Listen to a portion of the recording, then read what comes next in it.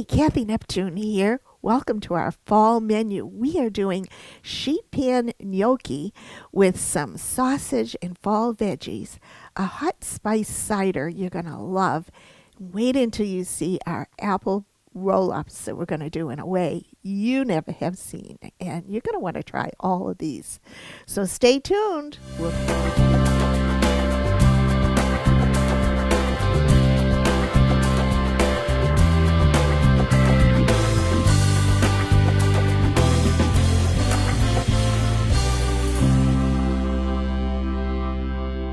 Hi, Cathy Neptune here, and I'm going to give you tips, tools, and recipes to make your time in the kitchen fun, fast, and fabulous. We're going to do, look what I have here. We're going to do some hot spiced cider, and I'm doing enough for maybe 2 people and a little extra because this is the epitome of fall fragrance and on the stove and comfort. It's kind of comfort food in a mug. So I'm starting out with some fresh apple cider. Don't use apple juice. It's important to have some good cider. So go to your local farmer's market and support them and get some cider. And I probably have two to three large mugful here in here. And we're going to add some cinnamon sticks. And I want you all to get used to going by just eyeballing the ingredients on this. I have 3 cinnamon sticks that you can buy whole. And then I have a few orange slices that I'm putting in. Try not to get too much of the white part. I have some, this is candied ginger. This is really nice. You can get it over by the spices. And it's good to have on hand if you like the flavor of fresh ginger. It's kind of a dry kind of one and adds a lot of flavor. And if there's anything here you don't like, don't put it in. You don't have to put everything in. And then these are allspice berries, probably like 10 or 12 of them, just those go in. And then I have nutmeg, maybe just a sprinkle. It gives it that little pie essence of apple pie.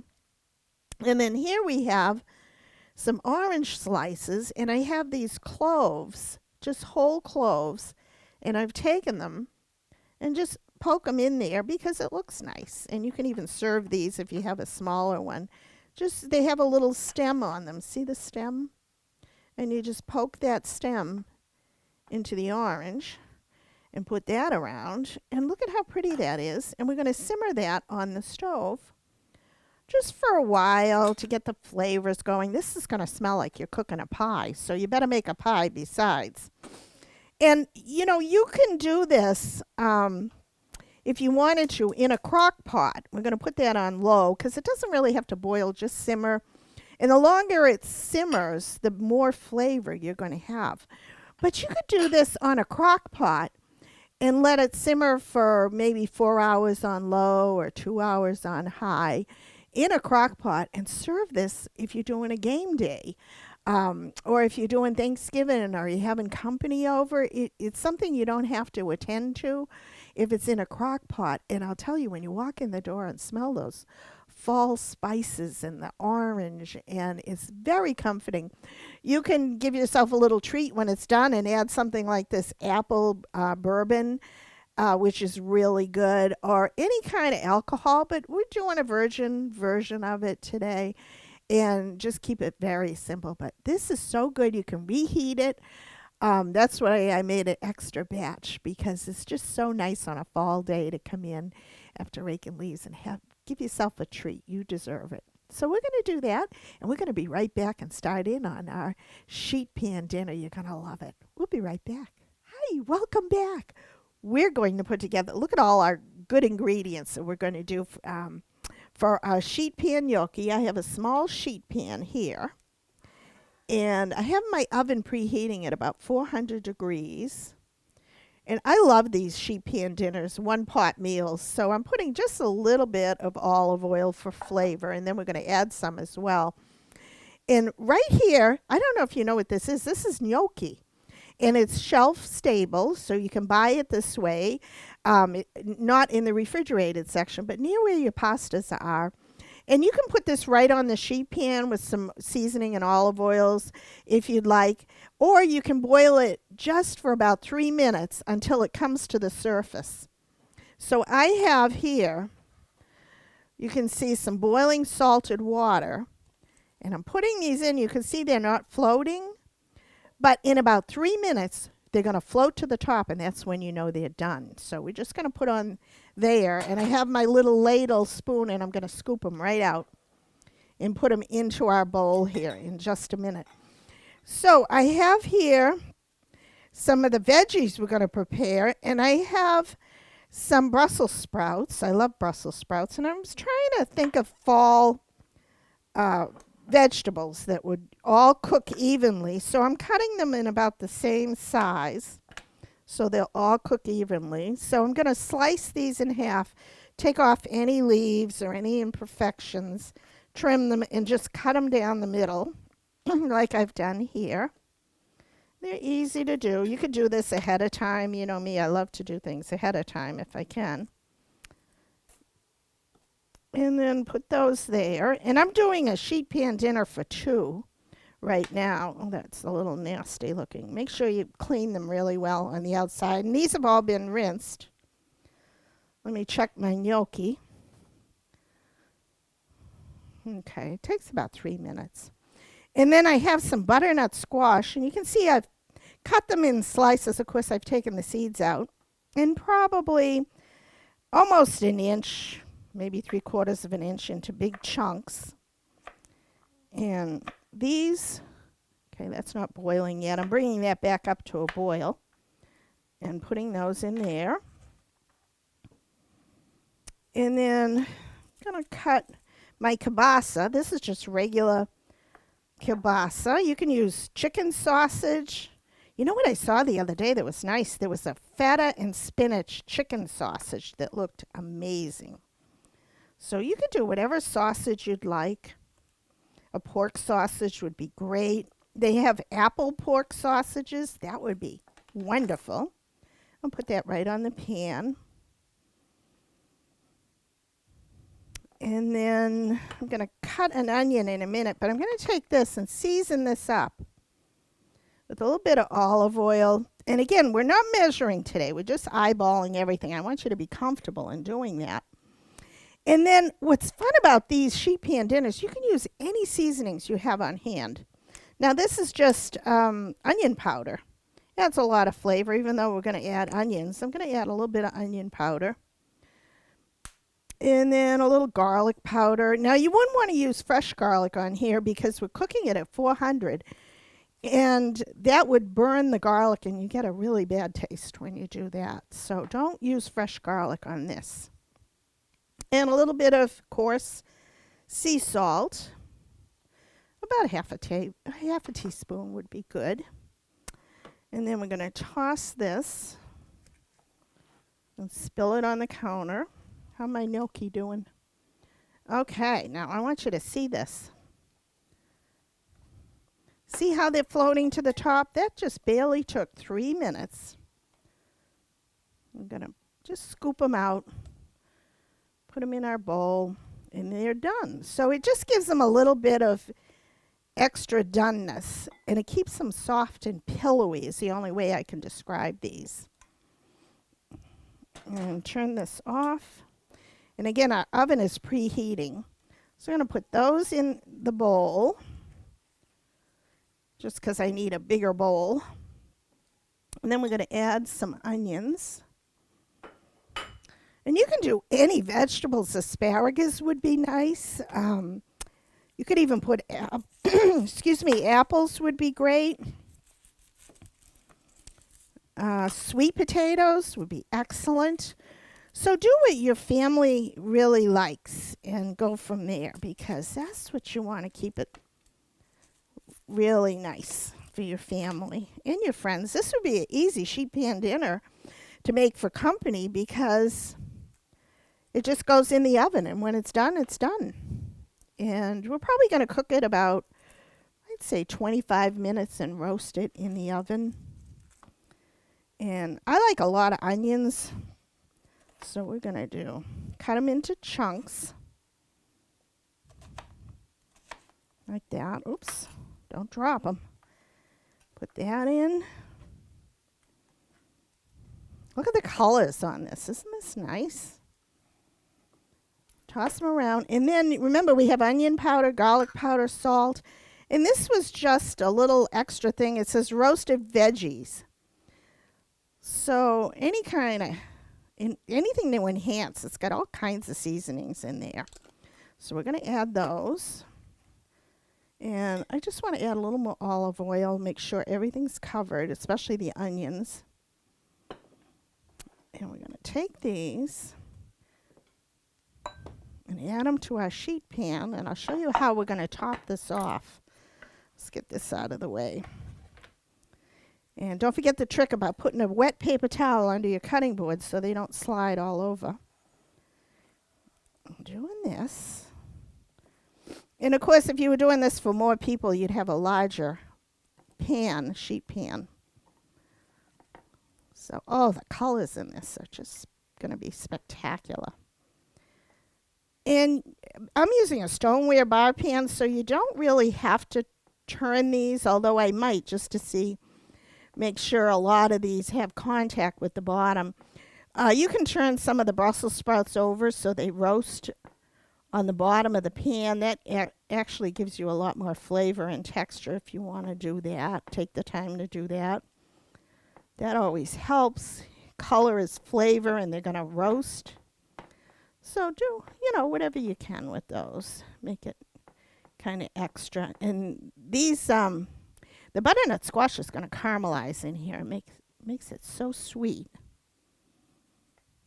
And then these onions, too. I like the red onions. I think they have a sweeter flavor. You could certainly use vidalias. And then the kielbasa, they're going to release a lot of their juice and flavors into all of this.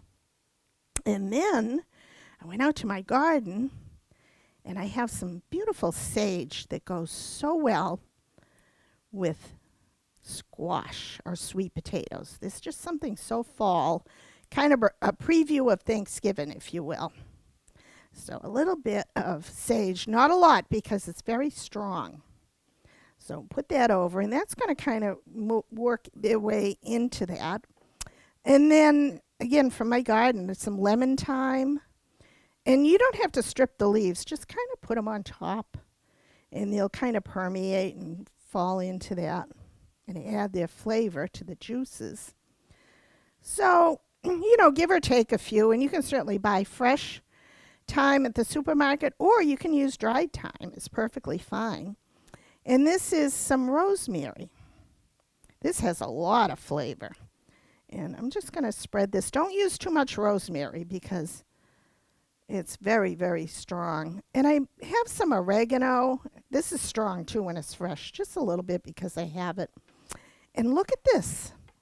How pretty, how easy. And again, you could do all of this ahead of time. And when you're ready, just toss everything together and season it and put it in the oven. So I'm going to put this 400 degrees. I'm going to check it after about 20 minutes. And when we come back, we're going to check on our spice cider, and we're going to start on our apple roll-ups. It's amazing. We'll be right back. Hey, welcome back. Look at our pot of hot apple cider. Just I lowered it to like a simmer that's simmering away. That is going to be good. Now, we're doing some apple roll-ups. And look what we're using. Instead of a pie crust, we're using flour tortillas. Perfect. I use these for a lot of things. These are so handy. And I'm cutting the apples, and I'm keeping my fingers away from the knife. This is a good technique by rolling your fingers under like this and using your knuckles as a guide so you don't cut off your fingers, because there's none of that in this recipe. So you want to go very carefully. Another way to prevent yourself from getting cut when you're slicing or dicing is to have somebody else do it for you. But that's up to you. That's my little trick for the day. That's a good tip. And we're cutting these kind of small because if you cut them in too large a chunk, then they're going to not roll very well. So again, we're eyeballing everything today, which you notice we haven't pulled out any measuring cups or measuring spoons. This is according to taste and how many people you want to have. So we're going to just dice. And these are Honeycrisp apples. I find these are a good in-between. Granny Smith, to me, do not dissolve enough when they're cooking. And the, what is it? The Granny Smith are too hard. And the soft Delicious, the Golden Delicious or the Red Delicious are just too soft. And the Granny Smith are too hard, rather. So you want to get a good in-between one. And then we're going to use a little bit of brown sugar. And you could probably make this, if you want, and use a sugar-free substitute, but you won't get the juice that you would if you used real sugar. So a little light dusting of sugar, that's probably a 1/4 cup to taste, because these Honeycrisp apples are very sweet. So you don't need a lot. And then I'm just going to toss these. I'm going to use a little bit of ground cinnamon. And you can certainly use apple pie spice if you like. Look at how dark. This is a cringy cinnamon, and it's nice and fragrant and dark colored. And you know what I like to do, too, just to ensure they don't get too juicy, because that sugar is going to release a lot of juice. I'm going to add a little bit of flour, not much, but just a little bit. So if there is any juice that comes out, it'll help it make like a sauce so they're not running out all over. So just like a teaspoon of flour. Again, measuring very carefully as we're doing. We're going to set this aside. You could add lemon juice to this if you were doing it ahead of time so they don't brown. And that would be good. Oh, it's going to be a really good fall dinner. And look at our apple cider is boiling away. Now we have here, again, our bar pan. And I want to have a little bit of melted butter handy. And I just melted this in the microwave. And brush that on the bottom. I'm just going to zap this a little bit in the microwave.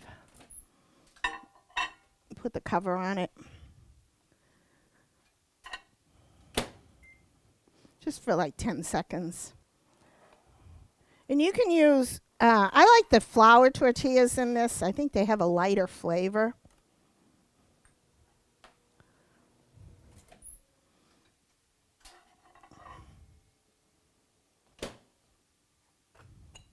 Oh, that's much better. And we're going to take the flour tortillas and we're going to brush them on one side with a little bit of this melted butter. Like that. And then this is a mixture of cinnamon and sugar. Probably 1/2 cup of sugar with about a teaspoon of cinnamon, or to your taste. And we're going to flip that over, and that's on the outside. Make sure you do that on the outside. We're going to take some of our small diced apples. So how complicated is this? All you have to do is peel and chop the apples and you're good to go. And what I like about these recipes, all of what we're doing today, is that they're all so, just, you could do however many you want. You know, they're so flexible. And that's a good thing, you know. Maybe you just want to do this for you and your sweetie at night, or you may want to do a big sheet pan of these for company.